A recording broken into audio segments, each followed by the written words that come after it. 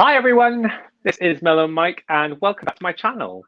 And of course, I am joined as always by my beautiful and wonderful and very honest co-host, LadyJenevia. Lots of honesty to be had tonight There or is a today, whenever you're lot, watching this. like she said, there is a lot to talk about today and we are going to get very honest, emphasis on honest with a capital H. For those who are new to my channel, we do 2 videos a week where we go through each week of Melodifestivalen, talking about what to expect and just present a bit of an analysis, and as well as looking over the semi-final results a couple of days after the heat. So today we are going back to the second semi-final that we had just at the weekend, and we are going to have a look at the 7 acts. We are going to talk about what we saw and throw a little tea, throw a little shade, get a little bit honest, and talk about the results. So this week we are actually going to start from the bottom, moving upwards. So starting off, we had Julia Frida with the song Rich that finished in 7th place and was eliminated. I've got to say, we've seen a few P4 contest winners over the years now, and I think this is one of my favorites. The song was so much more than what I expected. I will admit I was kind of singing to Lord Royals kind of through it because you could hear sort of that melody that was very familiar.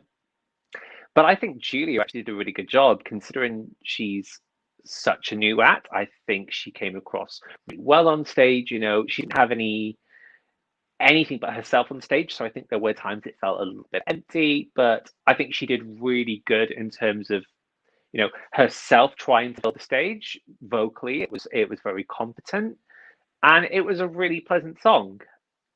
It's not really a shock that it came in 7th place. We kind of all really assume that, you know, as the P4 contest winner, Julia would have the hardest job advancing further. And it's not really surprising, but I am surprised at how pleasant the song was.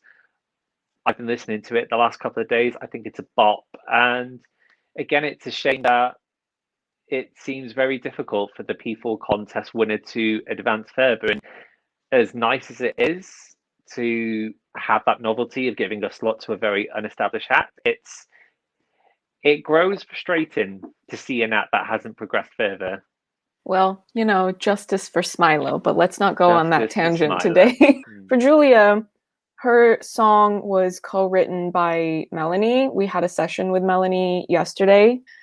Lisel did a really long, in-depth interview with her, but before we started the interview, I actually asked her, I said, well, since we have you here and I do a show with a friend of mine and we're going to be talking about week 2, since you're part of Julia's team, could you explain what the faces were at the back? Because I didn't really understand what they were or why they were there.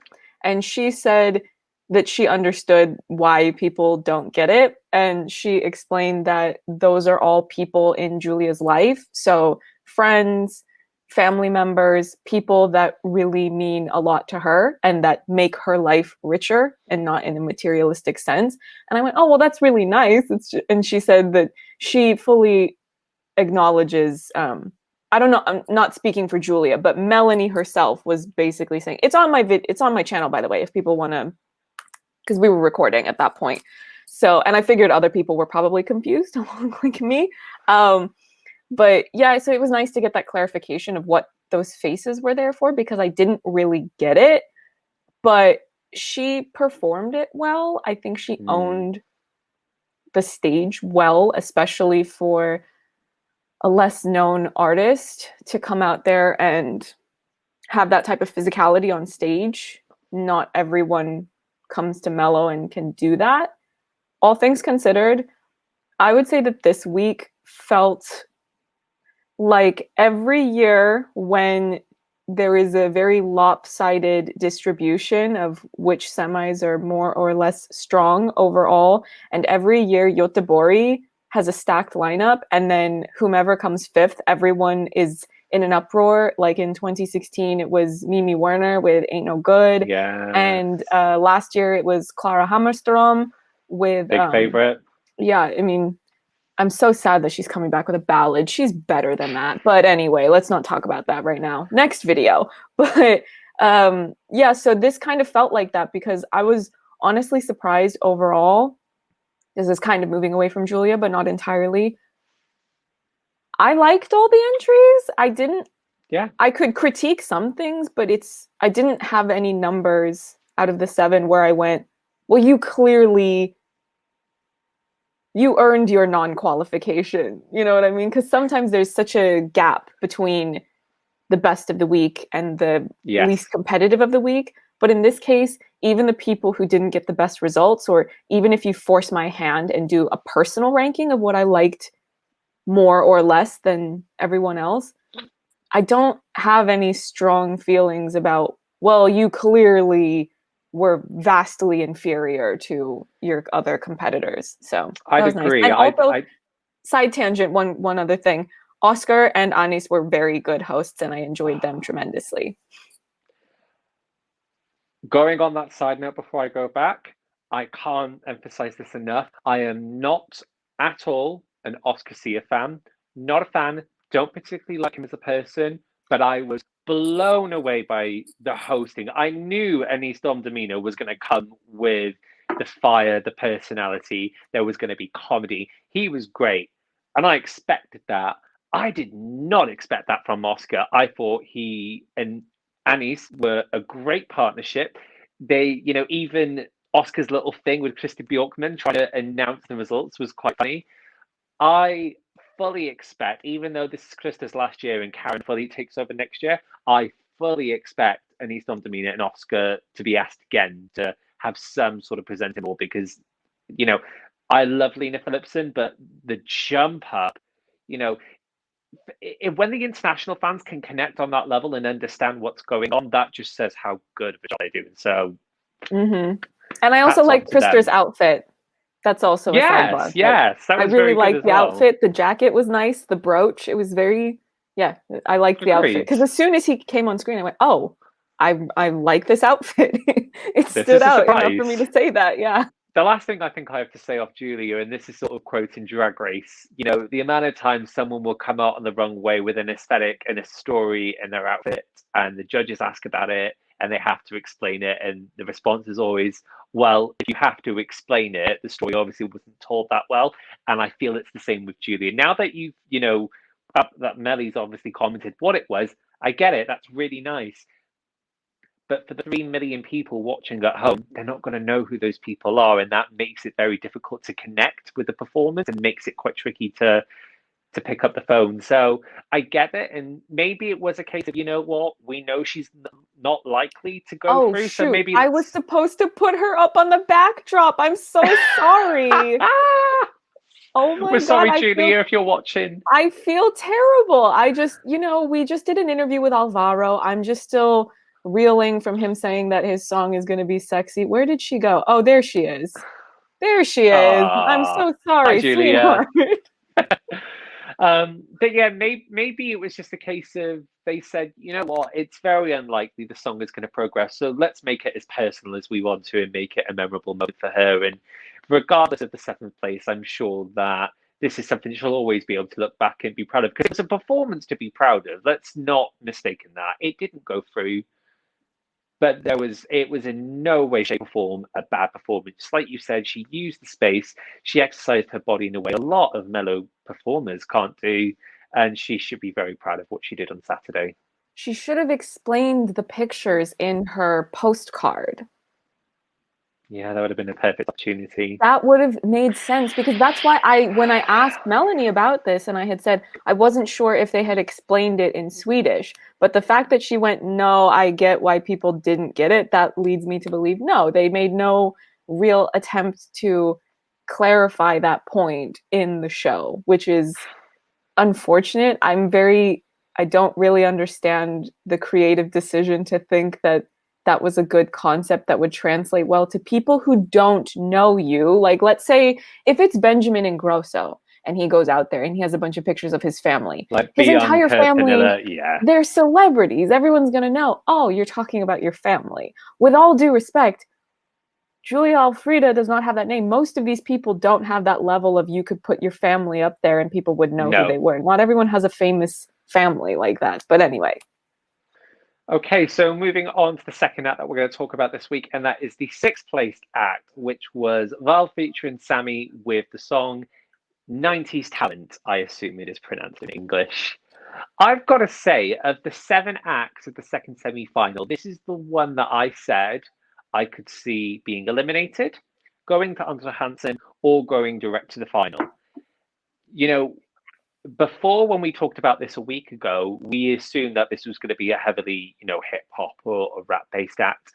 Then we got the snippet, and this was a lot more poppy than I expected. And then I thought, oh, maybe they have a shot. When you combine a very popular genre with another popular genre, if done next to well, that could result to big things. And the staging was bright. They really sold the performance. Again, this is not something I personally would usually choose to listen to, but Saturday night I was getting my life watching this performance. The chorus slapped so hard, and if I'm honest, I said I could see it placing anywhere, but after the set of performances, I expected to see it progress into the top 5 at least. So to see it eliminated in the first round, at the end of the day, this was a very competitive semi-final, and I think all 7 acts brought their game in terms of presenting a concept. And I guess it just, a lot of it falls down to it being competitive. Maybe people in that age demographic who would usually vote for this act were drawn to another act. We have acts that obviously very much cater for an older demographic, which we'll talk about later on. So maybe this just got a little bit lost in such a tough and competitive heat. But great song, great bop. I think they would have qualified if they were in a different heat. We haven't seen all of them, so we don't know exactly the caliber of overall lineups across all 4 of the shows. But yeah, I enjoyed again, I didn't have any major gripes. Well, no, let's not get into that right now. But especially with the people who I wasn't really sure what they would do because I had never seen them in the contest before, I didn't have any expectations, good or bad. So for them, it was very pleasantly surprising to see how accessible it was to an audience that doesn't know Swedish. Well, for us anyway, because it doesn't make a difference to the Swedes and they're the main ones voting, so that doesn't really matter. But the aesthetic of the number, it made sense with the song and what they were referencing, this kind of nostalgia of a previous era, and you could understand that vibe. Yeah, and the colors made sense for that, and the outfits made sense, and they used the space well. It was interactive. I like the cute little bit with the skateboard. That was a nice touch. And they were really charming and likable, which we talk about that in different episodes that we've recorded together. Likability is very important to get people to vote for you. So I would imagine that they probably still got plenty of votes. It's just not enough compared to everyone else to progress further.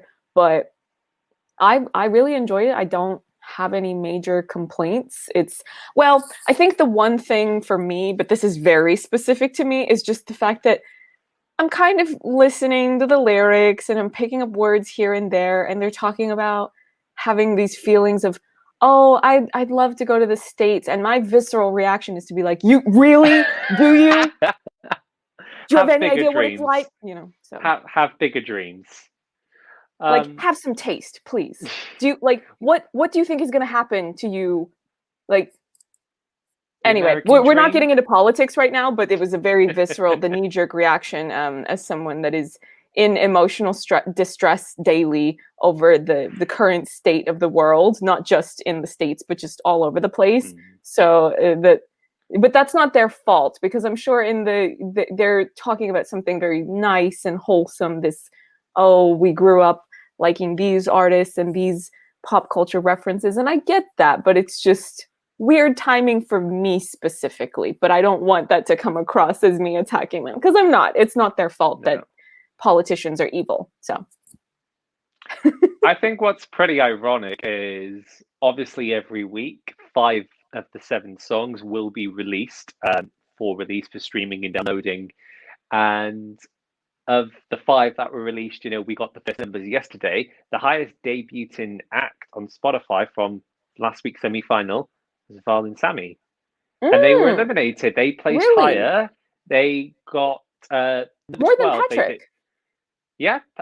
They went to number 12 on Spotify with about 70,000 streams, which is not a lot less than what Lilith had last week. Wow. I am just bringing up the list. It was a little bit surprising. Everyone charted, even Julie. I think Natalie last week didn't chart whatsoever, but everyone, I think, made it into the top. So WAHL and SAMI went to number 12. Patrick went to 22. Eva and Ava to 23. Frida Green to 40. And Julia to 61.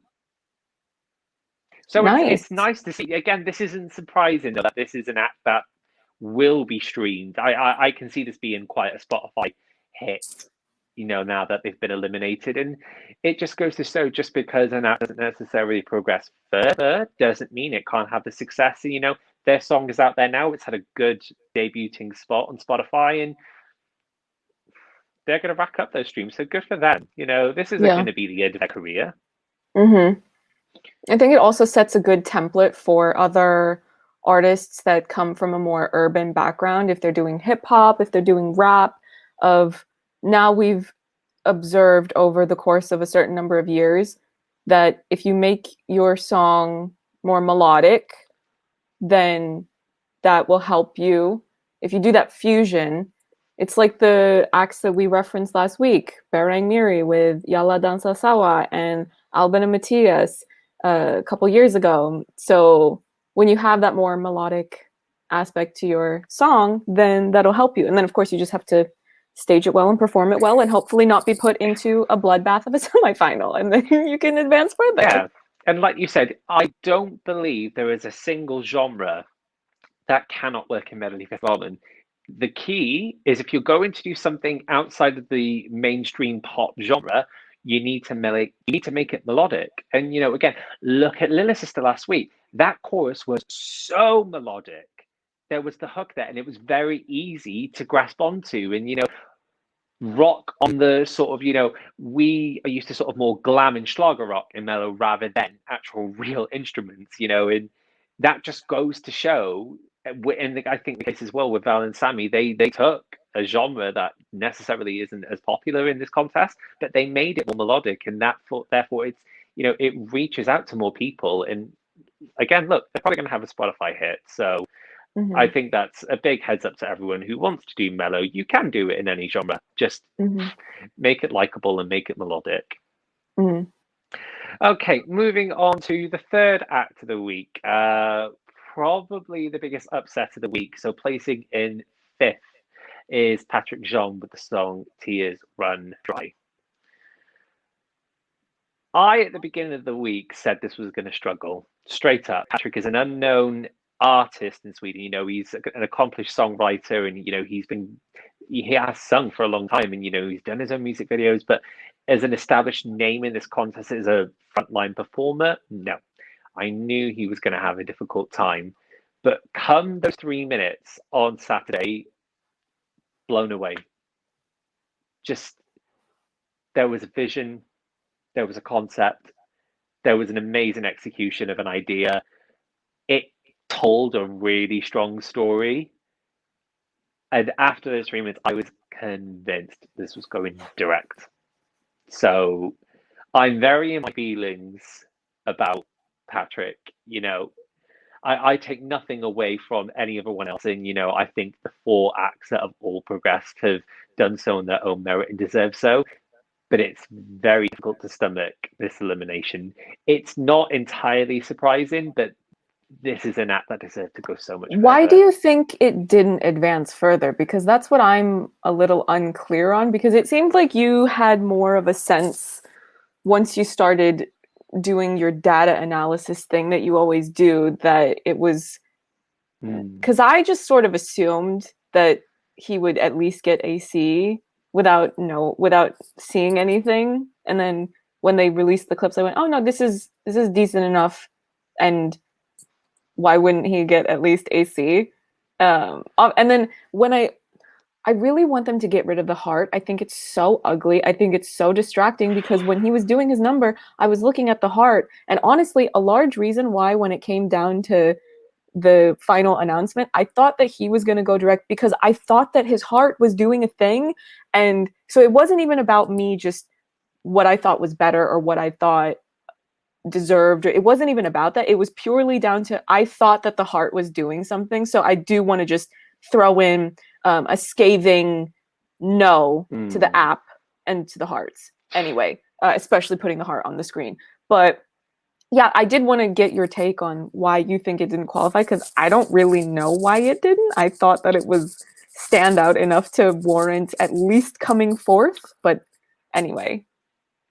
For those who don't know what LadyJenevia is talking about, on the Thursday/Friday, once we've got the 1 minute snippet and we've seen the 30-second dress rehearsal as well, I put together a little prediction. So I take, the Mello results now broken down by age groups, and each one gives a certain amount of points. So I predict how I think each age group is going to vote, and I'll post it here now, actually. The prediction that I made looks very close to what could have been the actual results. So I had Patrik down, I think, in around 5th place, but I had it very close between, I think, 4th and 6th. There was like 1 or 2 points I had it. I think when looking at how, again, this isn't a contest where it's who gets the most votes. That's not what this is anymore. This is who can please across every age demographic that is voting. Which is a stupid system, by the way, but we'll go on that tangent after you've finished explaining this. And I think this is the 3rd year that we've had this concept in place. So you're able to look at the previous 2 years and establish some sort of trend. You can see the acts that do very well with the older demographics, and you can see the acts that do very well with the younger demographics. I think Patrik, unfortunately, fell in the middle of, whereas an act like Irina Rama Ding Dong was going to get a lot of, 8s and 10s from both the children and the older groups, and then you have an act like Dotter that was going to score really highly across the board. I felt Patrik was an act that was going to score 6s and 4s all the way through, and wasn't really going to hit it with a specific demographic. So, I don't, when I put these predictions together, I don't do it in the sense of I think you'll come first, I think you'll come second, I think you'll come third. I just go through each demographic, and once I've done the last one, I look at who's got the most points. And yeah, I saw Patrik falling short this week. But again, I thought when it came to performance, I thought, no, I was wrong. This is going to be so much bigger.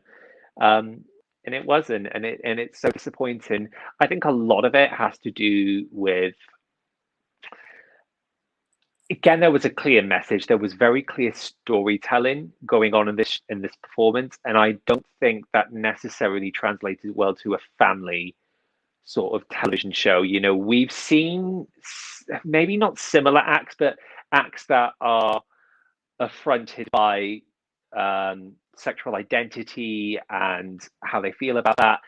Those acts don't tend to do overly well. It is who.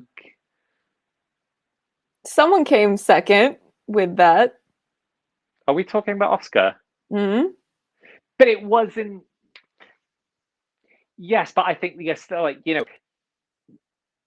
Patrik's was a much more visual aesthetic where it was very clear what was going on, whereas Oscar's number was very open for interpretation. I think you could take Human as a song and you could relate that to a whole bunch of different scenarios, which is why I think it was so relatable and why I think it did so well.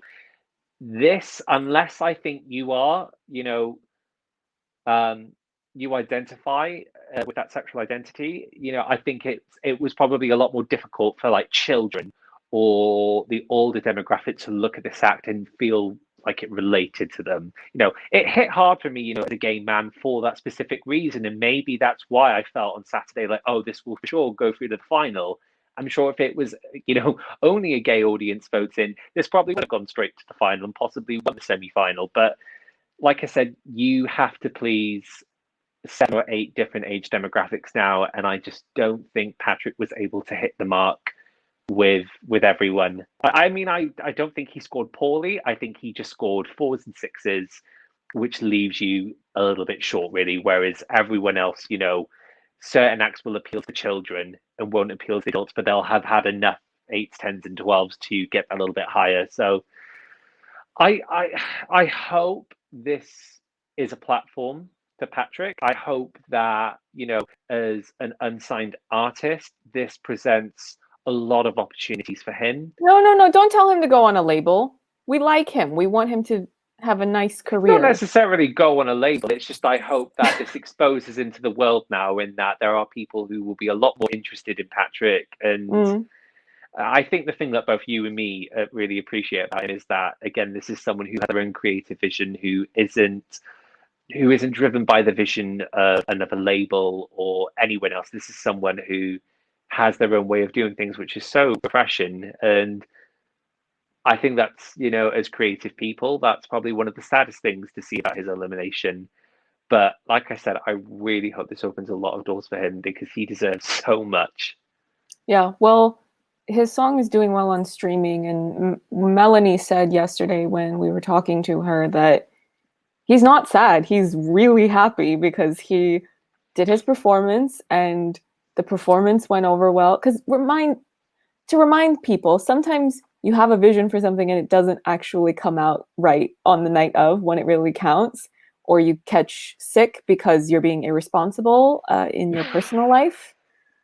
Not naming names, but anyway, but he did a great job, and I think, I don't remember if she actually said this in the final cut of what I posted, but we did talk for longer than us recording, and Melanie said that in particular with this year, because of the restrictions, so you don't have a live studio audience, the main thing is that it's really important to deliver this really high quality performance that's going to go online. And he did that. So now it's out there and anyone can discover it. So it's good that he came late enough that his performance isn't geo-blocked, since those old years where the performances were geo-blocked, they're still geo-blocked, by the way. Just letting the people know, so they don't want me to watch those. That's fine. I wouldn't watch them anyway, because no. But yeah, Patrik, he did a great job. I thought that he would advance further, at the very least into the top 4. I would have personally chose him to advance further. I think it was a really beautiful number. And for me personally, I just really like artistic concepts. I like a good technical execution of the creative vision that you have. So, of course, I love the message, but I also just think that artistically, I don't think it's something that you have to be specifically a gay man to appreciate it. I just don't. Or even anybody in the LGBT community. I mean, I just think that if you like great art, you should be able to look at that and go, that's really incredible. I really enjoyed it. He also came across really well because he's a songwriter, and so this is a song that he's written on himself, that he's really emotionally connected to what he's singing. Yes. So I think that really came across as well when they were doing closer shots to his face. So even though he wasn't moving as much, I don't think that his made eyes him fully connected with that camera. Yeah, I think he connected well, and also just the aesthetic was so clear and it was so pretty to look at, because you had this really pretty use of color with your pinks and your purples, and it matches the floral print, not print, but the floral, whatever you would call them, the attachments to the outfits, and the choreography was really pretty as well. And it's also just nice to see a greater variety in styles of choreography, because I think that's a little bit more getting into your, I don't know what you would call it, a more kind of artistic style of contemporary dancing that doesn't necessarily get seen as much, especially so prominently featured, because they were all surrounding him, as opposed to a lot of times you see dancers behind the main artist and the camera shots tend to reflect that. But with this, because it's it's doing a full 360 around them, and that's something that you wouldn't be able to do if you had well, I mean, you could, but then you'd see the audience and it just doesn't look as good. Honestly, I would be fine if they just kept this forever. I said it in one of, I don't know which episode that we recorded, but crowd shots are ugly. I've never seen a crowd shot that was necessary. I mean, with only a few exceptions. I was rewatching Vamos Amigos, and when they show the crowd singing along to the chorus and they're just having the time of their life, I was like, okay, that makes sense because it's literally called Vamos Amigos, so it makes sense in the song to be inclusive of more people. But 90-something% of the time, crowd shots are ugly, and I don't want to see the audience because it's just, I don't need it. And stop showing me that there's a big audience. That's not what I'm tuning in for. But yeah, Patrik, it's a shame that he didn't advance further, but now he's got some momentum. Presuming that he has more songs ready to go, then he can just release them. I don't remember what he said when Lisel asked about follow-up material, but if everyone goes and watches that hour-long interview, we're going to try to get him to come back, actually. I don't know when, but... So we now move on into the top 4, and we are looking at the first of the 2 Andre Hansen qualifiers. And the first one was Frida Green with The Silence. Oh my God. Listen, this isn't anything disrespectful to her, because we'll talk more about feedback of the number, but when they announced her as the first AC qualifier, I was just, oh God. Because here's the thing. Last week, we were saying, oh, this week probably won't have much drama in Shock, because last week there was some drama with results and you go, oh my gosh, and then it makes great television. And this week we just kind of assumed that, well, you have your 3 standout names that will probably qualify somewhere, and then one of the other people will come in. But once it really came down to it and you had your top 5, I think more or less everyone went, oh, Frida's gonna come 5th, because the rest of the names, whatever the distribution is, it makes sense that they're all going to qualify. So those producers, they know what they're doing because they announced her first. So anybody who's really analytical about it is going to go, wait a minute, because you're doing the math, you're crunching the numbers. Yeah, and then you're just going, wait, what? Who? Wait, huh? No, what? But so, I mean, if anyone has been watching your show consistently, I'm sure they know that I have an appreciation for the art of manufacturing good dramatic television moments. So this was a good one where you announce her as AC, and then just everyone is going, wait, everyone starts scrambling. What does this mean? But happy for her. I don't know if you want to give your feedback first, but. So I've said this in a previous episode, how I rank the songs as a studio song that I would listen to, and how I rate the performances we see on the Saturday night. 2 completely different rankings. As a song, this is in my top 4 of the week. Really enjoy it. This is very old school Melodifestivalen, and this is something that we have sung like someone about like Shirley Clamp, 10, 15 years ago. And as a performance, it was pleasant. I liked the color, loved the dress. I just didn't think it was going to inspire a lot of votes. We have seen a lot of veteran acts come with a song like this that feels a throwback, and it falls completely on its backside for it. So give this kind of number to someone pretty much unknown to the Swedish public. I thought, there is no way this is advancing. Like, I couldn't see it. But lo and behold, she's made it under Hansen, I think it helped that everyone else had really nice, at least mid to up-tempo pop songs, and hers was slower. So I think it stood out just by being different, because contrast can also help you. So if I had to speculate, I mean, there's so many moving parts to a number when you try to figure out why things win the people over. I think that in this case, if we have to try to figure out how did we get here, that probably has to come into play. I think that also, if we compare her to Natalie last week, I think her facial expressions worked better, where there was kind of this warmth of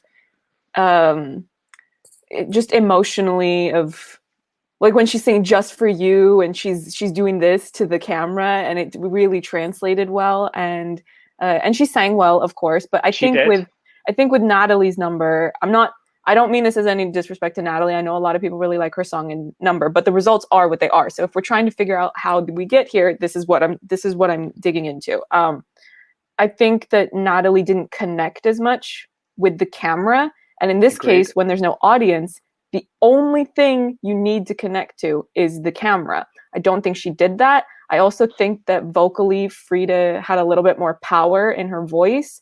And I think that the song also built better, because we had an issue when we were talking about Natalie's song with the fact that they didn't really start to pick up until the final chorus, not even chorus 2 or verse 2. No. They waited until the very, very end when it's too late and you needed to win people over already. So I think that also tempo wise and just the overall structure of the song, I think it just works better because it's a ballad, but it's also not. It's kind of more of the slow country type of song, if that makes sense. It's not the kind of traditional singer with a piano ballad type of. This felt very Idol, X Factor kind of winner's moment. And maybe that was what was so relatable. I really like her dress. I thought it was really pretty. Beautiful. I like the lace patterns. I like that it was sparkly. I like the decoration that's kind of right on her. I don't know what you would call it, kind of the upper stomach, right below, kind of like where the bottom of your ribs are. I thought that was really pretty. I also think that the color design worked really well because she has red hair and then she was wearing a green dress. So if you know color theory and you look at a color wheel, and you can match colors pretty well together if they're on the opposite sides of the color wheel. So red is on the opposite side of green. So that's why they look really good together like that. And they play off of each other really well.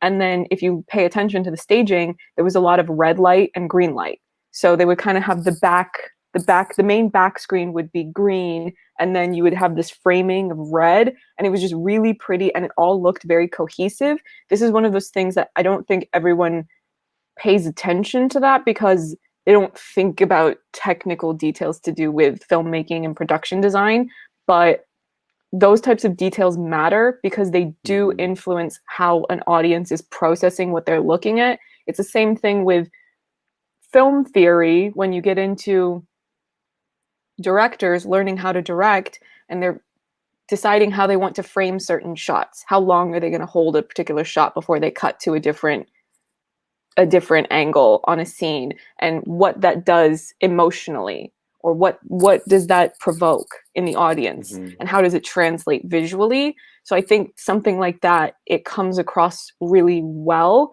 There's intention, there's thought, and it looks really pretty. And so then it kind of, she doesn't fade into the stage, but it matches. So there's a clear aesthetic, there's a creative vision, and I really liked that.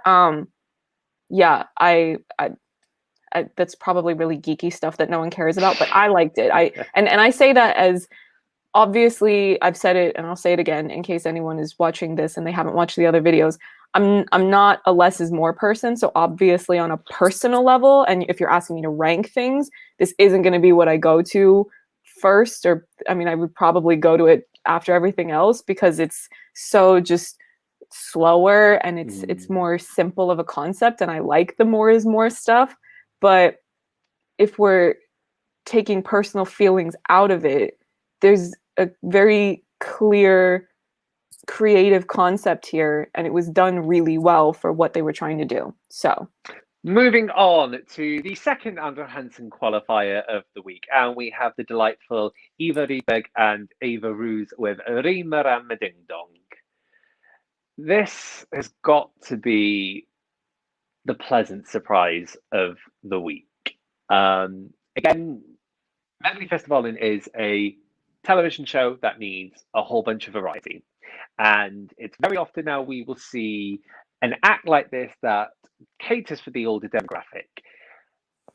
But there is always very little expectation on this act. When we recorded the last episode, we were kind of like, oh, it's nice that they're here, they'll bring variety, but this isn't going to advance any further. This was such a breath of fresh air. I did not expect them to come on stage, deliver comedy, deliver a concept. Mind blown. This was in Swedish, but everybody understood this number. Everyone just understood what it was about. I genuinely think this was a matter of points from going direct to final. I honestly think this was very close to making it. I think there was a very big. This came third. There was no change in my mind. Rima Rama Ding Dong came third on Saturday. I wonder who they're going to duel. Can you imagine? Oh my god. Because I would not want to go in a duel against them. This is a dangerous act, and I think this is an act we are very likely to see go to the final. And again, this isn't about a song that will go on to be a Spotify streaming hit. This is about entertainment on a Saturday night in a variety television show. This just delivered on so many levels. You could see Eva Rydberg, the shorter-haired red one. You can see she has been in this industry for decades. Yeah. Oh my God, you could just see the charisma that oozed from her. No shock. I am not shocked this made it into the top four. I think this deserved to make it into the top four. And like I said, I genuinely think when we get the results in a month's time, I think we will see this was very close to snapping a place in the final. This is a dangerous act in On the Hansen because this is an act that is going to do well with both the younger kids and the adults. It will be more the middle group, sort of my age group and maybe the one older. That maybe won't be so much into this, but this is a family-friendly act that makes good television. So happy they progressed into the top four. Well deserved. I think it's referencing very classic comedy. You have your Carol Burnett's, you have your Lucille Balls, you have all the Golden Girls, and it's just really fun. They performed the characters very well because they were, here's the thing, when it came time for them to walk out on stage and the camera is following them, they were already in character. Yeah. They were, this is what I like, is that it's not the, okay, now the music's starting, now I'm doing the thing. It's, nope, it's go time. We're walking up, we're in the zone, you know? I love that. Obviously, not something that I particularly gravitate towards in studio version. No, but again, of course it's not a studio version contest, it's a television show. So it makes for great television. It was really fun. And they had the dancers dressing up as people and doing comedic bits as well. And yeah, I don't really have a lot of feedback. It's just that it was fun. And they clearly know what they're doing. I think that we saw that there was a period because of the app where a lot of more, I feel even, because there's this stigma around the word old, but I don't mean it in a derogatory way. Older acts, aka anyone over the age of 35, that were struggling for, no, but that was because, again, like that year I referenced where it was just David and Ace, and they were struggling to get anyone else in there. And it's a real loss of seasoned talent that really know how to perform in a way that the new kids on the block don't know how. I mean, the group is the new kids on the block. They've been around, but you know, in a more literal definition, yeah, you lose out on something special. So I'm glad that, for as much as I think the current system is stupid, it at least works well enough that we're able to get acts like Arvingarna. Sorry, chug. Let me take that again. It's nice that we're able to get acts like Arvingarna, and now we have these two coming in as well. So I would assume that there's a decent chance that they'll advance further once we see the AC duels. It's too early to tell for sure, but because there's, you never know. But I think it's a safe bet. But once they're at the finals and then you're up against Arvingarna, I don't know how that's going to go. I mean, I just think that Arvingarna, because they're actually singing, you know, this is kind of a funny thing, but Arvingarna, this is like a bit.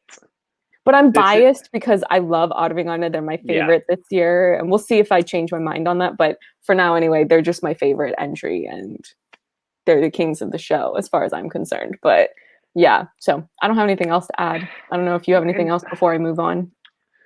It's going to be interesting with these two come on the Hansen, you know, in terms of having that little bit older, more established act. SVT already have Arvingarna in the final. But this is something a little bit differently. And we know we've got half of the Under the Hansen acts already. we look at the rest of the lineup. I don't think, we know that SVT likes to pair up sort of similar acts. If you've got a boy band, they'll put them with a boy band. Not necessarily. That's not how they do it. I think in much more recent years, last year you had Mendez and Drangana together, which was very kind of like, you could see that. You had Paul Ray and They Malu completely Pritz. different bits. No, because here's what they do. They have, so for those who don't know, the duels that happen, because they know the full voting results. We don't. We can speculate, but we don't always 100% know. They only pair up if you came in third, you will get paired up against someone with fourth. Mm-hmm. And they have their favorites. So they will try to make pairs that ensure that if there are certain acts that they want to advance, they will try to help them out. That's a fact. Are they always good at it? No. Because they put Loreen against Anton and they thought that would help her, which I could have told you was a bad idea. Yeah. Why would you not have paired her with Dismissed? It would have been an because easy they're not duel. Smart. It's hilarious. Oh, and another thing, I don't know if this is a secret, but I'll just say it because I don't care anymore. When Duvetdu and Foano were dueling, they thought they were helping Duvetdu by pairing them with Foano. Embarrassing. Anyway. Foano had one of the biggest fan bases going. Like, again, Duvetdu was all online based, so that was going to be a close duel, but Foano absolutely had the edge going into that. Well, yeah. So what I'm saying against pairing the rules, it's not necessarily sort of song style, but I think they try to pair up the acts in terms of, the kids are going to love this act and this act, so let's put them together to provide as much variety as possible. We know there'll be nothing like this that comes into the hands, and so whatever does go up against the Rama Ding Dong, there'll be two completely different songs. But I can see this being the duel that they want to help these ladies into the final because they bring more variety to their final. This is an act they are going to want to probably see on that final Saturday night. So I wouldn't be surprised if we see maybe the weakest fourth placed act go up against this. This screams, again, entertainment, and this is nothing, like you said, come the final, this will do nothing. They will not touch Arvignana. The juries won't have much love for this, and the televote, it will score a few points, but it is Saturday night entertainment, and I think this is a great song to have in a 12-piece final as well. Having those two extra songs in the final over the last few years has allowed you to have a little bit more variety, and it doesn't have to be so competitive. When it was 10 songs, yes, I understood that, but that's been sort of the great thing about having song number 12, which has now been the final song of the night. It's not competitive, it's not going to win, but we're all going to get up on our feet and enjoy this last number. And we've seen like Uwe Funkvist, Roland, Samir and Victor, Arvignana, Anis Don Domina last year. It's always that, really fun get up and dance. And I could see this as number 12 in the final. I can see Arvignana, but I could also see this closing the final. I just think that as a song, Arvignana makes better sense because you have to have a certain type of song. This isn't a strong song, it's a strong show. So Arvignana you sing it, because I was actually talking about this. I was talking about this with Melanie, where she was saying that Anis was an amazing show closer last year because a lot of people didn't give him credit for what he was doing. But she said, listen, he got everyone in that arena to stand up and dance. Yeah. So if people want to discredit him, they're wrong because he can do something that not everyone can do, which is to not just get people up, to get Swedes to stand up at a show. Anyway, shall we move on? As someone who was there in the audience last year in the final, Anis Don Domina wasn't one of the favourites to win, but my God, he had the best reaction in the whole. He had louder cheers than Dotter, then Anna Bergendahl, then Hannah Fern. Like, the audience roared for Anis Don Domina. And it's those kind of acts, like Rino Rama Ding Dong, that have that potential. So moving on to the sixth act, and we now move on to our first finalist of the week, which is Dotter with the song Little Tot. I mean, to dive into it, Dotter is my girl. She has been for quite a few years now. And there was a lot of pressure coming back the year after a second place. You know, both you and I have said, I actually get the quote from you whenever I bring it up, that coming back to this contest as a runner-up is so much more difficult than coming back as a winner, because you either go up and win it or you technically have flopped. I think she's been very smart with what she's gone with. I know a lot of people were expecting Bulletproof 2.0, which we didn't get. I think she has gone for a much more instant pop kind of classic. And I mean, I say the word classic, and I don't even think it's really classic. I think it's just so on trend with how music is sort of being written and produced at the moment. I don't like the first chorus. I don't like that it's short and minimal, and then they just immediately go into verse 2. This is not the place for that. Like, the chorus is the hook. Anyway, carry on. That is what gagged me. When we saw the snippet on Thursday, we saw the second chorus. So we thought, oh, this is how the chorus sounded. So when it came to Saturday and it went into the first chorus, and it was a lot more like low-key, edgy, and it was like, oh, shit. I didn't expect that first chorus. And I think what that did was allow the song to grow bigger and bigger and bigger. You know, we got to the second chorus and there was obviously, you know, it amped up a little bit. We get to the bridge of the song where everything then goes so minimal and it goes dark and she's pretty much whispering the vocals. I just think she's been very clever, because Bulletproof as a song didn't really have its leaps and bounds. You know, it kind of stayed on the same level. It focused on the stage show, and yeah, it was a huge, you know, it was a huge hit in Sweden. But that was really driven by its stage performance, and I thought that Dotter was going to possibly focus on the stage performance more and create something that was going to be a bit of a visual gag, like the lasers last year. And she hasn't. She's obviously got a concept, but the focus is very much on her and the song, and not so much the performance. And that's what made me nervous on Saturday. That I was let down by the staging. I wasn't sure what way it was going to go. I know she's such a visual artist, and she's so much more hands-on with her creativity. So, and also because she's an established name, and because she was a contender last year, and now there's expectations on her this year, I was expecting a lot, and she's the show closer. I didn't like the staging. I didn't hate it, but I think that relative to all of those other factors where you do expect more, I think that it was not executed well, because I think she's better than that. And I think that the people who were working on the number really let her down, because it's so dark.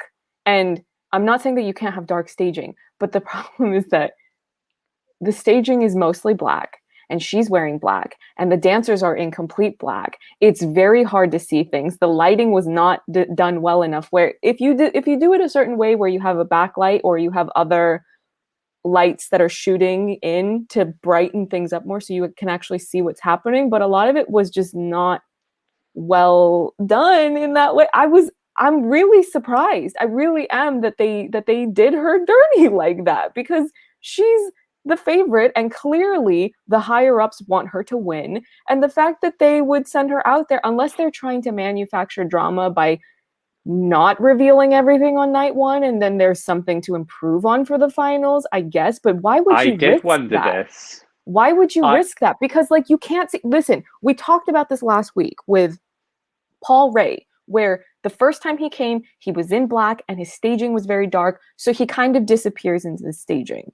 But then this year, they fixed that because he's wearing light clothing, so it's the contrast, and then he stands out, he's more visible, he doesn't disappear into the background, and then he also has the props that add more color to the number. And honestly, here's the other thing, and I don't know if anyone has seen this because I'm not interested in getting into the discourse, because anytime I do, it's just nastiness, which we'll talk about in a bit. But I was wondering, because it's black, but then there's blue. There's blue infused into the number. And I was going, why does this, what is, and I'm trying to figure out, and then it hit me. Ellen Benedictson, Insomnia. Yes. Why are you like, here's the thing, the Bulletproof staging, you look at that and you're like, that's Daughter Bulletproof. It doesn't look like anyone else. You're not going to get it confused with some other not just some other thing that exists in pop culture, but some other thing that exists in Mello. And because at first I was going, maybe I'm overestimating it in my head. Maybe it's because it's not clear in my memory. I haven't watched that in years. So I went and I looked it up. I watched it and I just went, no, the aesthetic is exactly the same. Even the outfits have the same aesthetic style. And I'm going, daughter is daughter. Don't give her or let her accidentally do something that is even going to remotely resemble anything else, because she's her own individual, unique artist. She should be doing things that look like her. And I'm not saying that she copied. I'm saying that the concepts are too similar. Because you could have easily come up with that concept on your own. Black and Blue is not a new concept. The Backstreet Boys have an entire album called Black and Blue or something like that. So it's not a new concept. They might not have even remembered. But it's just weird. It's weird that you're trying to turn this into her iconic winners moment, and it's that closely resembling an aesthetic that isn't even that old. It's only a couple years ago. Anyway. So again, I don't want anyone watching this and thinking that I'm bashing her. I'm not. I think that she clearly has her own artistic style, and I think that that's what she should do, because again, Bulletproof, that looked like nothing else except her doing Bulletproof. And with this, it just, again, but this is also a huge problem with this, is because she has all these expectations that I am going to expect something from her. If this was just some new pop girl that we didn't know who she was, and she came with that song and she came with that staging, we go, wow, who is this person? Oh, wow, it's good. But the problem is that I am going to demand more from her. And hopefully, people would understand that that's a good thing, because it means that you've proven that you're worth having standards and expectations for. But anyway, I've probably already shot myself in the foot and people are going to get mad. I don't listen. If you want to vote for her, vote for her. I don't care. Like, it doesn't affect me like that. Whatever. If she wins, cool. Congratulations. All these years of SVT trying to help her, they finally figured out how to give her the win. Okay, it doesn't affect me, but if my job is to come onto your show, Mike, and give my analysis of staging, that's what I'm doing. And honestly, I was not that hard on her. I was much harder on Danny Saucedo's staging. So if anyone wants to have a go at me like, oh, she's picking on Daughter because she's the favorite. No, go watch me nitpick every single detail of Danny's staging and explain why it's wrong. Because it is wrong. If anyone here thinks that she's being harsh on Daughter, please go to last week's video. You haven't seen harsh. You haven't seen honesty. Yeah. And honestly, I respect Daughter because she does write on her own songs. So I think that she does have a connection to anything that she does in Mello more than some of the other artists, because she did co-write on it. So anyway. The song is it's oh my god, in terms of expectations, it's blown me away. As mentioned before, I have followed Daughter's career for years now. I was aware of who she was and what she was putting out before Cry in 2018. And Bulletproof was such a surprise to me last year because it was so off-brand for Daughter. I mean, it had that Daughter-esque feeling, but it was so much more mainstream than anything she'd ever done before. And that was obviously clearly done with the aesthetic of pleasing a larger demographic of people in Sweden, which she did. I naturally assumed she would come. Again, I wasn't expecting Bulletproof 2.0, but I was expecting a similar pop concept that was going to appeal to a lot of people, and there would be a stage that would help define it. So the song, completely different to what I expected. I actually think this is a better song than Bulletproof. I think it's been done so cleverly. I love the way it builds. And I absolutely can see this contending to win Melodifestivalen. The staging, again, very surprising, because I think most people assumed that Daughter would come with another visual gag. It would be the moment, you think Bulletproof and you instantly, your mind goes to the lasers. It can't help it. They should put everyone in blue. Sorry, I didn't mean to interrupt you, but I was just thinking about, I was going, listen, if you want to keep that aesthetic and that color palette, just put everyone in blue and they'll be more visible. Anyway, sorry, just an idea. Had an idea. We're spitballing, you know. I think the staging, there is room for improvement. I think there needs to be some more color. I think it needs to have lighting. I can't it see anything. It's even if it's peaks and drops, it Mm-hmm. needs to have something visually that helps you cling on to it a bit more, and it kind of stays in the same sort of aesthetic and style the entire way through. I don't think that takes from the song, but at the end of the day, and we've said it time and time again through these episodes, this is a television contest. And it really could come down to, I have, very little doubt that Little Tot is going to be successful post contest. And I think it will obtain one of the top 3 spots in the final. There's no question. But if one of these last 14 comes with just as good of a song, but comes with a stage that packs a much harder punch, Eric Saad. That will be Dotta's downfall. And I say this is a complete Dotta stan. I want to see Little Tot win. I want Tot, not Tot. Well, you could have Totterdam and Dotterdam now. I was trying to say Dotterdam, then went to Rotterdam, then went to Should we Rotterdam. address the name debate? I guess there's a debate about the name of the song. A lot of people do feel that. I've seen that a lot of people have said if this wins Melodifestivalen, they should change the title to Little One for Eurovision. I personally don't agree. This is a very personal song and a very personal number.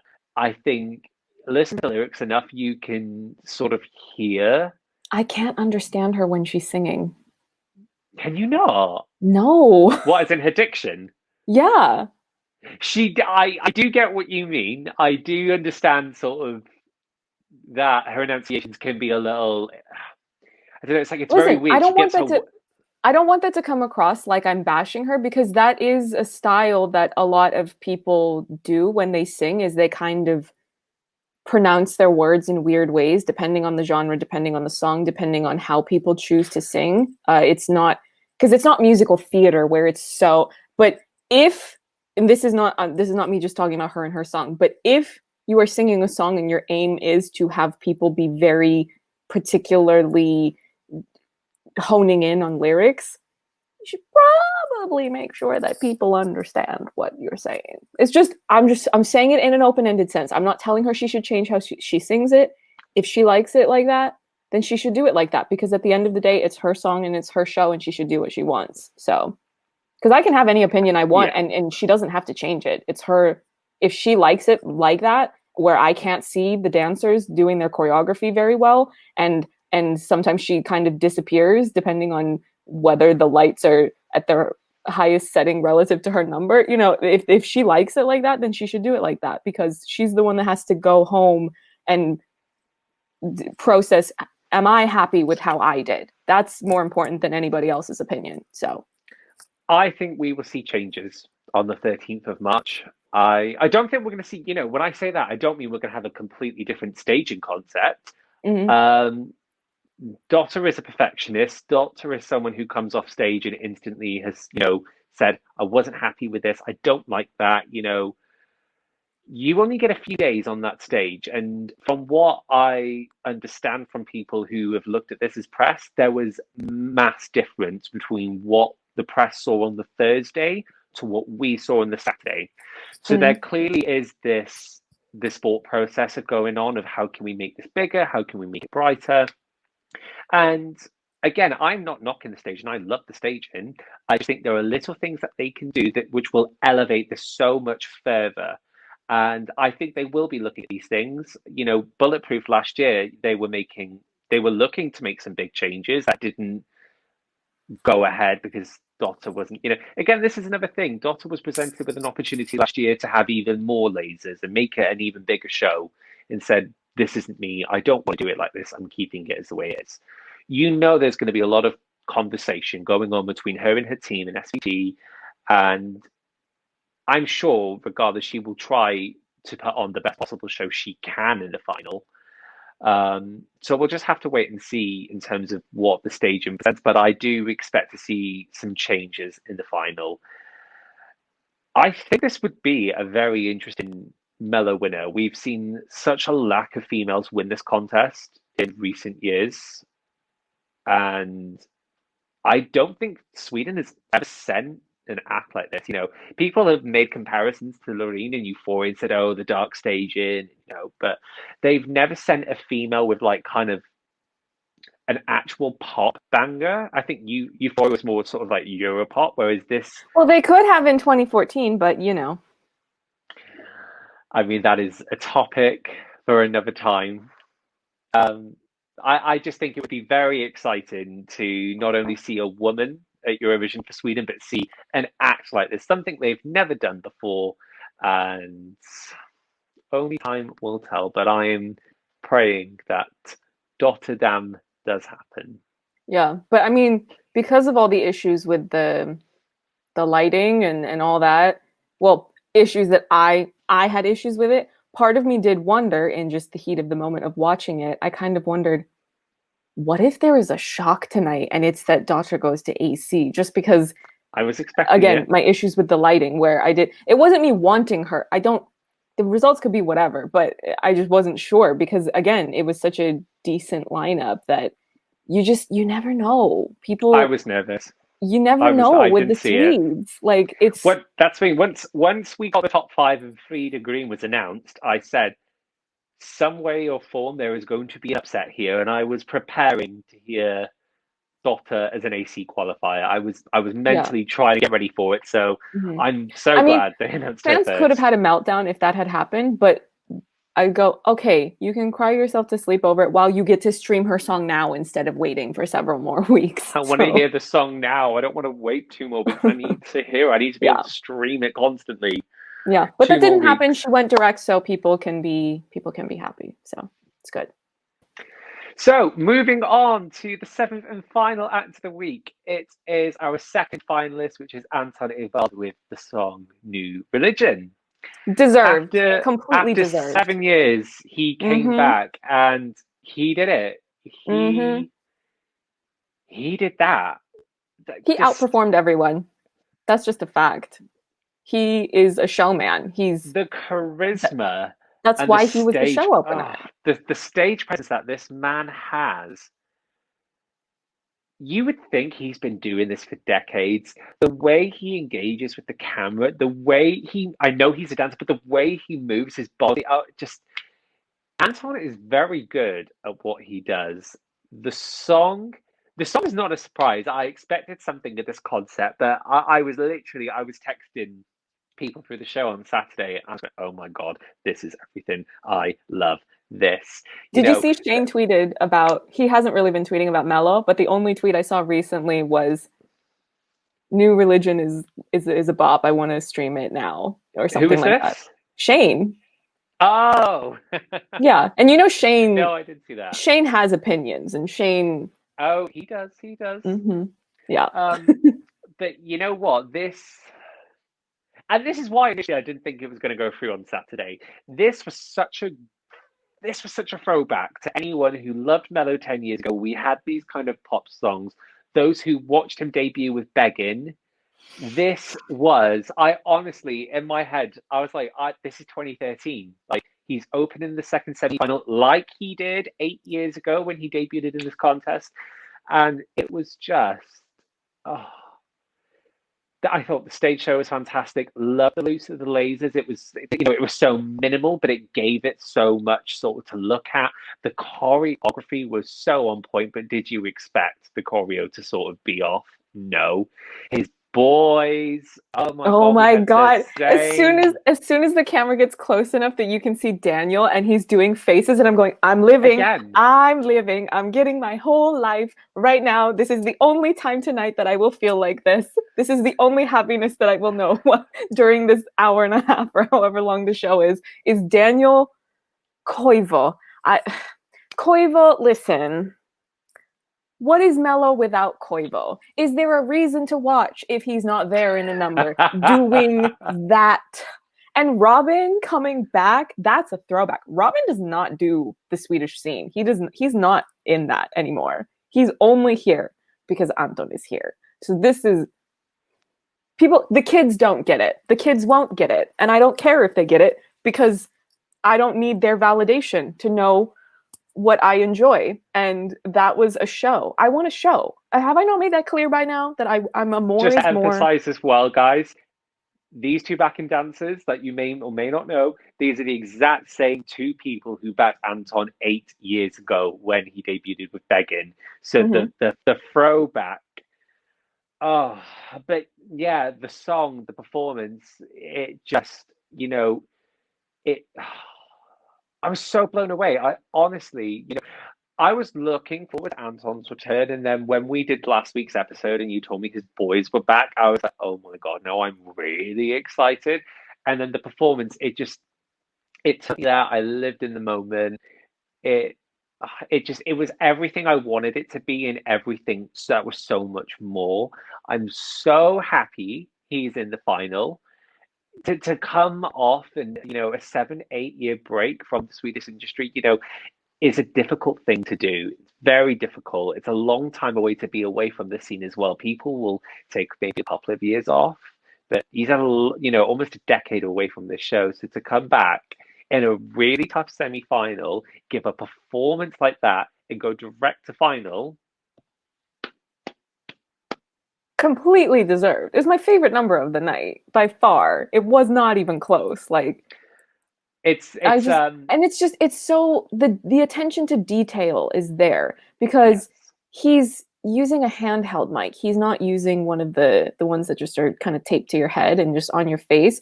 So when they're doing all that choreography, and it's very rhythmic choreography. It's very, this song, it's written in such a way, it's syncopated, it's not a standard 8 counts. I mean, you have your 8 counts, but it's very different because they're really matching the movement to the rhythm in the song in a way that is different. Maybe people who don't understand dance or movement think, oh, he's just doing the same thing. He is not. He co-wrote on this song. He didn't write on his other songs. He produced his song. He's involved in the choreography. He's involved in the staging. He's so hands-on in this. And I need to emphasize that because I see a lot of people who do not know anything about anything that are running their mouths. And it's like, okay, if you want to talk about this, Google it. Google something. Know some trivia. If you really want to get that in depth about it, how can you have such a strong opinion about something that you clearly know nothing about? You have no idea what you're talking about. He is so much more involved in his number than a lot of other entries. And I think that really stood out in the 3 big, when you have Daughter and you have Patrik and you have Anton, they all wrote on their songs. They were all very involved with the creative development of what their show was going to be. So regardless of which one of those are your favorite or how you rank them, all of 3 of them were very strong competitors. So it was a tough semi to begin with, but there are a lot of people that become favorites that come in and out of Mello that do not have this degree of involvement in what they're doing when it comes time to come out on that show. These are not hand puppets coming out there just singing a song that was handed to them with staging that was done by someone else. All 3 of those people, any one of them could have come in the direct slots and I would have been like, yeah, I get why that happened.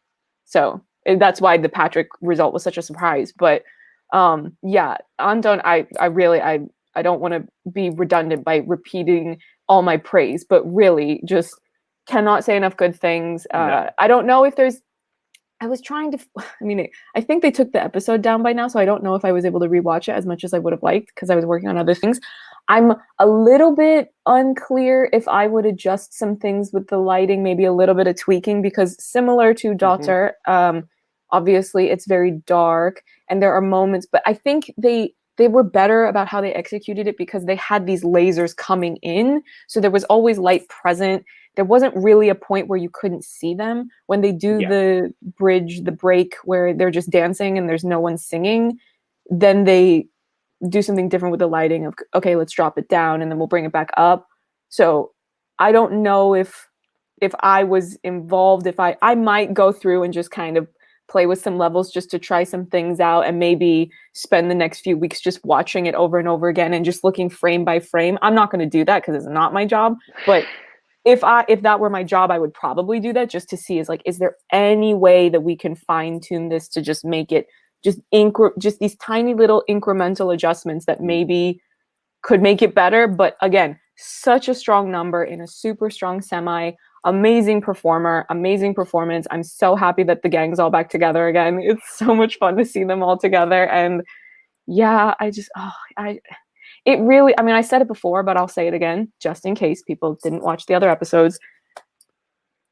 Watching this felt like watching Mello when I had fun and there was no baggage. There was no, all I was a person that was just watching a show, a big spectacle, and having fun.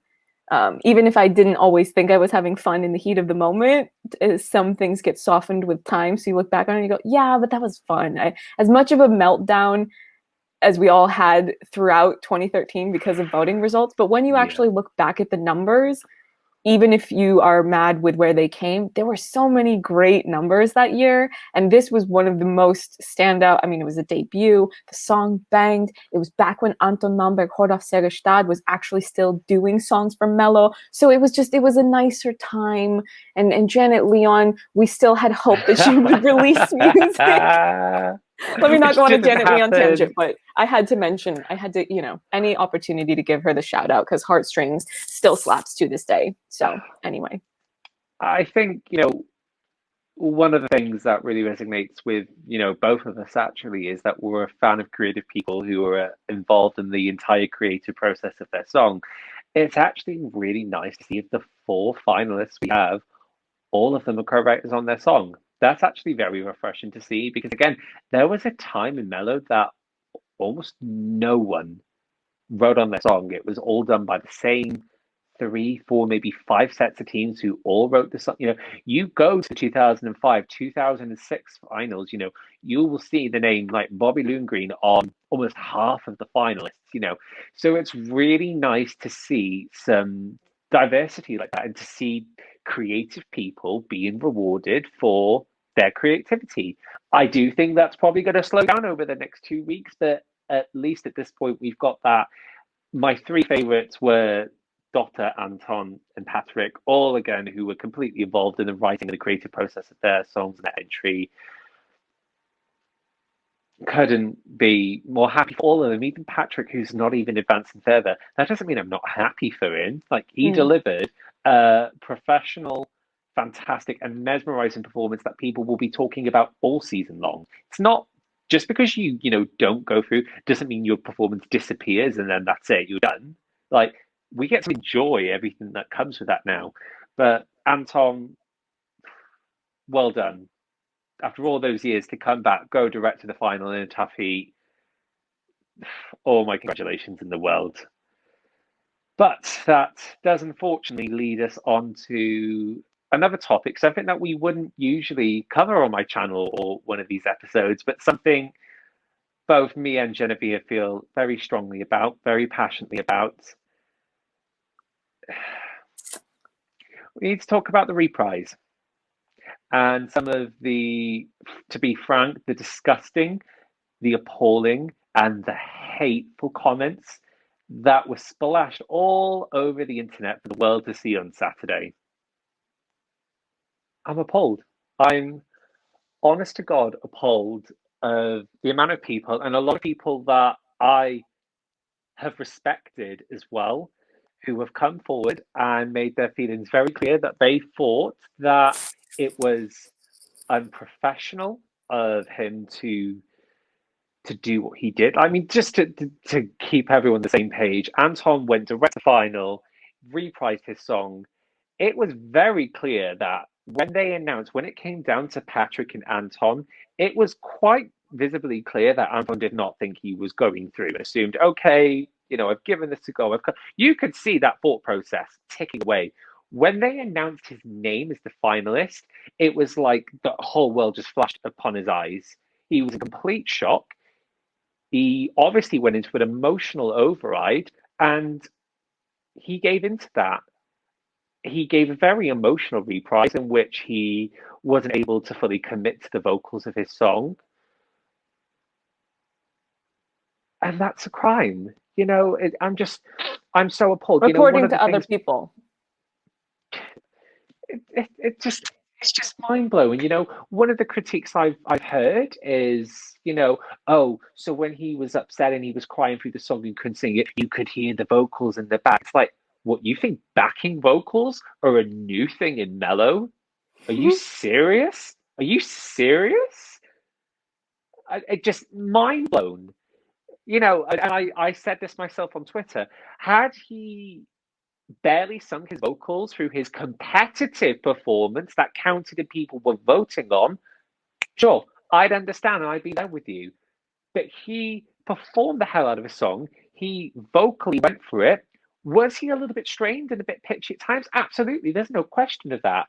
But he gave it his all. Who cares if during his 3-minute reprise of the song, where he has already been voted into the final, who cares if he gave into the emotion and just felt it? Like, so many people praised Felix Sandman last year on the whole concept of boys with emotions and need to talk about this more and men need to emote more. But a time a man actually emotes, it's an issue. And again, a lot of people will say, oh, but it was just about the vocals. I've seen the receipts. I have seen people say, oh, get over it. Oh, stop getting so emotional. Stop crying.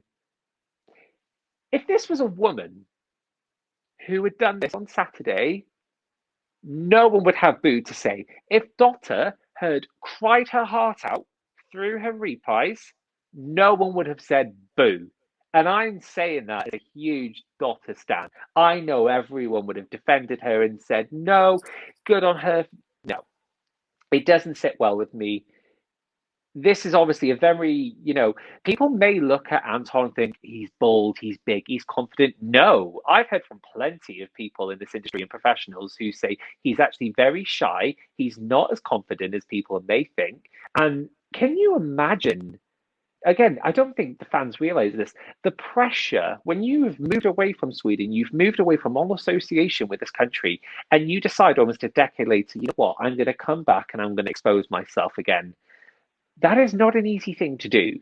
That just to start with, is a huge thing. I don't understand how there is such a lack of empathy for Anton, and people want to talk more about, oh, we could hear backing vocals over the song. No.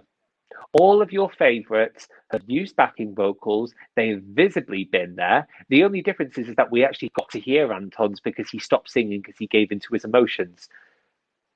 No, it doesn't sit well with me. And honestly, if you're watching this, I think you need to have a good, long, hard look at yourself. think you need to assess what you may have said. Maybe you may have made some little comments on Twitter and you look back at it and think, you know what? I shouldn't have said that. You know what? It's not actually how it goes. I strongly advise people to really rethink what they think. I mean, I straight up responded to one stupid comment, an ignorant comment, and I said something to the effect of, explain to me what is the problem with a man expressing their emotions. Got no reply, mind you. Ooh, so brave on social media. Until someone asks you to explain what it is that you're saying. Noted. Yeah, I was very, very enraged by what I saw on social media. And here's the thing. I know that social media can be super toxic. There's always, if you go digging, you can find something toxic at any given moment. But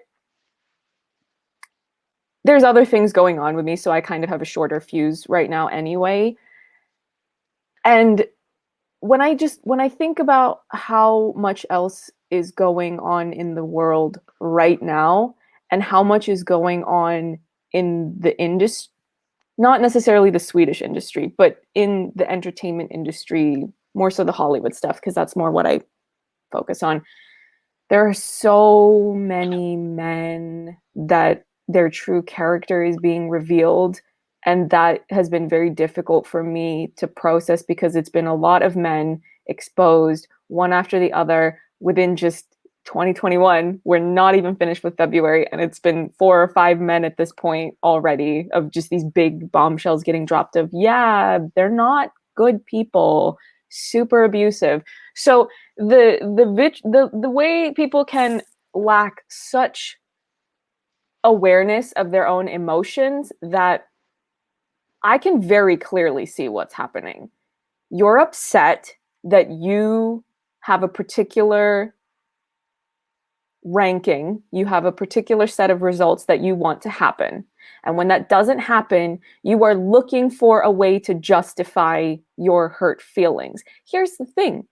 You don't have to be happy that the person that you wanted to advance or the people that you wanted to advance didn't advance. That's okay. Your feelings are your feelings. Your actions, however, are vile, because what you're doing is you're putting together completely fallacious arguments trying to claim that Anton did not earn his spot, because you're complaining that he's using backing vocalists. Loads of mellow entries have backing vocalists, so that point doesn't stand. If you're angry that he's not as strong of a vocalist, he knows that. He has said that. If you did 5 seconds of research, looked up the interviews that I did with him, or that not necessarily that I did with him. I think specifically he talked about this with Lisel, where he was talking about, yeah, I won't rephrase because it'll take too long, but it's in her interview. They talked about that, and it's not a singing contest. And I'm so tired of people not understanding the basic fundamentals of what this show is. It's a show.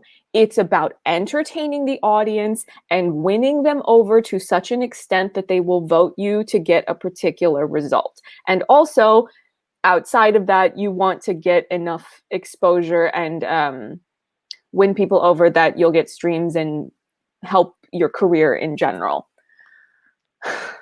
So moving on from that point, the very notion of shaming men who express their emotions in a healthy way, I have a problem with. Because the way toxic masculinity works is that it does not only have a negative effect on women with the violence that we are often on the receiving end of in many ways because of toxic masculinity. Toxic masculinity is super harmful to men because it can play quite a bit into misogyny. It can play quite a bit into homophobia. It can play quite a bit into not allowing or not teaching men to know how to process and express their emotions in a healthy way. And when that builds upon itself, that will get so bad that the most extreme things that can happen are you harm other people or you harm yourself. And neither one of those things should be happening. So Anton has always been emotional. If you look up videos from when he was in the contest before, he would get emotional when he would advance. This was a much bigger display of emotions, but he's always been emotional. So clearly he's someone who's emotionally sensitive and emotionally aware and in touch with his emotions. I don't think that's a bad thing. I liked that he got emotional because to me it was real. It was how he felt in that moment, and he was expressing that. And for all the aforementioned reasons to do with men need to be able to express their emotions, because I have been on the receiving end of men who don't know how to deal with their emotions and decide to take it out on me. So I am going to take it personally to an extent that you're going to shame someone for doing nothing wrong. I also don't like bullies. And what I saw on Saturday was nothing but bullying and also just cowardly behavior. The fact that I would straight up reply to one of the tweets, not like I'm going to reply to all of them. I have other things to do. And I don't even get a response. Cowardly behavior. So hateful behavior, cowardly behavior. And I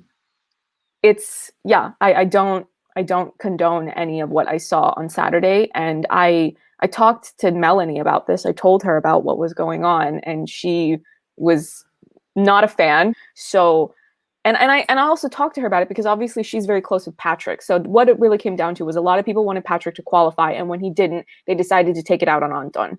And I pointed that out to Melanie because I I'm aware of how to analyze a certain situation in a certain way. And I was making the point of, I said to her, I don't know Patrik all that well. He came on for a session with Lisel and he seemed really nice, but obviously I don't know him super personally, but I would assume that he's not a fan of the idea of people attacking Anton for feeling emotions on behalf of Patrik not qualifying.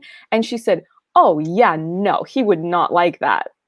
So if that's what you were doing it for, whether consciously or subconsciously, I have to assume subconsciously, because what it's really shown me is that a lot of people are not aware of their emotions and their feelings and how those things influence their behavior. Maybe you need to work on that. Maybe you need to take a look at yourself, because it's really, really shameful behavior. Anyway. Can I just as well, point out the fact that these, maybe high profile names in Sweden, but these are people who have access to social media. These are people who read comments like this. How would you feel if Anton read, some of your comments and, didn't react the best way about that? That put him in a state of mind, How would that make you feel, knowing that things you have personally written on the internet had that influence? And I think this is what people aren't understanding. You think that sending a shady tweet is just a harmless way of expressing your disappointment. It is dangerous, dangerous. We've seen that with Jessie from Little Mix, Caroline Flack, and those were some of the first things that came to my mind when I saw people doing all of this. Now, I don't want people getting alarmed like they have to worry about Anton specifically, but it's the principle of the matter of, like, if this is how you conduct yourself on a regular basis, you are potentially feeding into things that can really do irreparable damage to another person. And listen, anybody who's watched these episodes with the two of us together, clearly I am very opinionated, but I am never going to sit here and maliciously attack someone's personal character if I don't have strong, concrete reasons to do so. Like if somebody got exposed the way a lot of the men that have been getting exposed in Hollywood recently, something like that. But for these people, they're all coming out and they're doing their best, and it's just a song, it's just a show. Who cares? Who cares? It doesn't matter. It doesn't matter. Why does it matter? What is, like, explain to me the train of thought that leads you to think that this is that important, because it's like, okay, if you want them to be successful, stream their song. It doesn't matter what the result is. It's like, okay, do you want them to go to Eurovision? Okay, and then even if they go, what then? Even if they win Eurovision, and then what then? Anyway, didn't mean to interrupt. Carry on. I honestly, I'm just speechless. If people's defense to this, oh, it's a difference of opinion. No, if you want to plaster all over the internet, I don't like New Religion, I don't like song, and therefore Anton doesn't deserve to go through. That is your opinion, which you are entitled to have. But when you start getting personal and you start coming for a man and his emotions and his feelings, you are making it personal, and you have got to take responsibility for your actions. At the end of the day, your Twitter account, your Facebook account, your Instagram, that is yours to use as you see fit.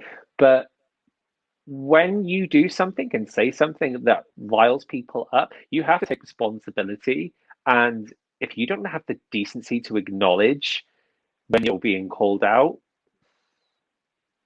cowardly behavior, really should take a look at yourself and think, would other people respect you for this? I just don't have any words. Think before you speak, because we live in a world where people are able to look at what people are writing about them on social media, and it can have the most damaging of effects. And like Genevieve says, this isn't something to, let's be worried about Anton. It's not that.